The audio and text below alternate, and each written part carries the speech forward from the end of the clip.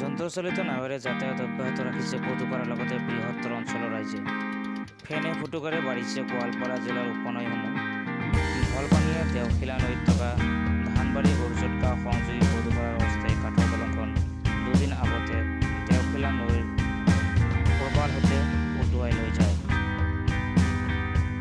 যাৰ ফলত বৃহত্তৰ ৰাইজে এতিয়া যন্ত্ৰচালিত নাৱেৰে যাতায়াত অব্যাহত ৰাখিছে।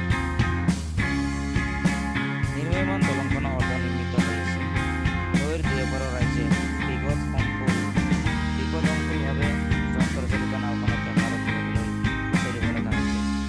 সেয়ে ৰাইজে চৰকাৰ তথা বিভাগীয় কৰ্তৃপক্ষক দাবী জনাইছে অৰ্ধনিৰ্মিত স্থায়ী দলংখন অতি সোনকালে নিৰ্মাণ কৰি যোগাযোগৰ পথ সুচল কৰাৰ লগতে সদ্যহতে যাতায়াতৰ বাবে নাৱৰ সলনি অস্থায়ী দলংখনকে নিৰ্মাণ কৰিছে। আমাৰ মন্তব্য আছে, মন্তব্য শুনাইছোঁ।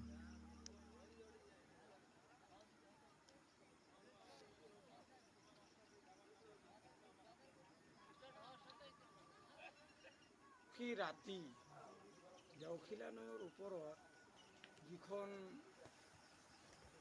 ব্ৰিজৰ কাম হৈ আছে, তাৰে এখন ফুটব্ৰিজ আছিল। সেই ফুটব্ৰিজখন প্ৰবল বাৰণি পানীয়ে উঠুৱাই লৈ যায়, যোৱাৰ ফলত যাতায়াত ব্যৱস্থা ব্যাহত হৈ পৰে। তাৰপিছত আমি বিভাগীয় কৰ্তৃপক্ষক আমি অৱগত কৰাৰ ফলত সিহঁতে চোৱা চিতা কৰাৰ ফলত আমাক এটা ভুটভুটি নাৱৰ ব্যৱস্থা কৰি দিয়ে, যন্ত্ৰচালিত নাৱৰ ব্যৱস্থা কৰি দিয়ে। তথাপিতো আমি যিয়ে নহওক, আমি ভুটভুটি নাৱেৰে আমি চলাচল কৰি আছোঁ বহুত অসুবিধাৰ মাজেৰে।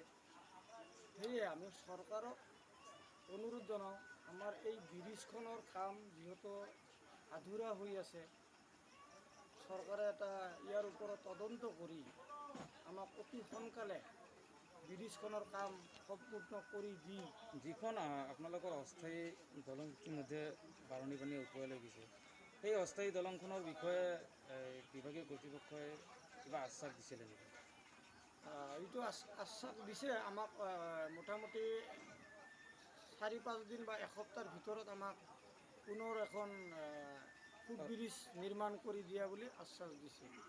এইকেইদিন যন্ত্ৰচালিত নাও চলিব দিছে মানে? হয়, এইকেইদিন আমাক যন্ত্ৰচালিত নাও এখন, ভুটভুটি নাও এখন ব্যৱস্থা কৰি দিছে। দিলেও আমাৰ বহুত অসুবিধা হৈ আছে, যিহেতু বহুত ধাৰাল নৈ। আৰু চৰকাৰক কিবা আহ্বান জনাব? চৰকাৰক আমি কাতৰে আহ্বান জনাওঁ, আমাক অতি সোনকালে, যিহেতু বৃহৎ অঞ্চলৰ ৰাইজে এই ৰাস্তাৰে যোৱা অহা কৰে, আমাক অতি সোনকালে আমাৰ এই ব্ৰিজখন নিৰ্মাণ কৰি দি আমাৰ পৰম উপকাৰ হ'ল হয়। আৰু চৰকাৰক আমি অনুৰোধ জনাওঁ।